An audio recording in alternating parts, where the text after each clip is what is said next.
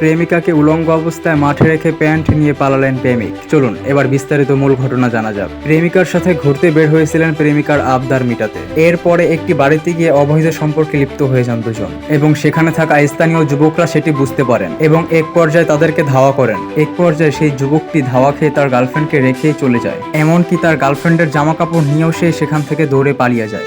স্থানীয় এক যুবকের ক্যামেরায় এই ভিডিওটি ধরা পড়ে এবং তাদের মধ্যে একটি ছেলে মেয়েটিকে জিজ্ঞাসা করে ছেলেটি কি হয়। মেয়েটি উত্তরে বলে আমার প্রেমিক হয়। তবে তাকে এইভাবে ফেলে যাওয়া মেয়েটি কান্নায় ভেঙে পড়ে এবং সেখানে থাকা যুবকরা মেয়েটিকে এক এক করে ধর্ষণ করে। এক পর্যায়ে মেয়েটির পরিবারের সাথে যোগাযোগ করে সেই খালি মাঠের কোণায় আসতে বলে এবং কি সেই যুবকরা তখন সেখান থেকে চলে যায়। এরপরে তার ফ্যামিলি এসে দেখে তার মেয়ে একটি মাঠের কোণায় উলঙ্গ অবস্থায় বসে আছে, একটি ওড়নায় পেঁচিয়ে। এরপরে তার মায়ের বোরখা খুলে তাকে পরিয়ে বাসায় নিয়ে গেল। মেয়েটি বাসায় যাওয়ার আগে অভিযোগ ছিল আমার মোবাইল এবং টাকা পয়সা তারা নিয়ে চলে গেছে, শুধু এইটুকু বলেছিল। তবে আমি মেয়েটির খোঁজ এখনো পাইনি। মেয়েটি বেঁচে আছে কিনা আত্মহত্যা করেছে।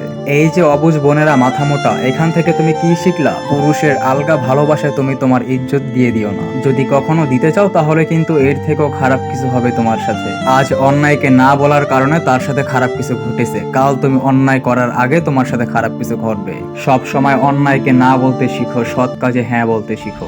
মনে রেখো, আজ তুমি যেই অন্যায়কারীকে প্রশ্রয় দিবে সেই অন্যায়কারী কাল তোমার ঘরে আসবে।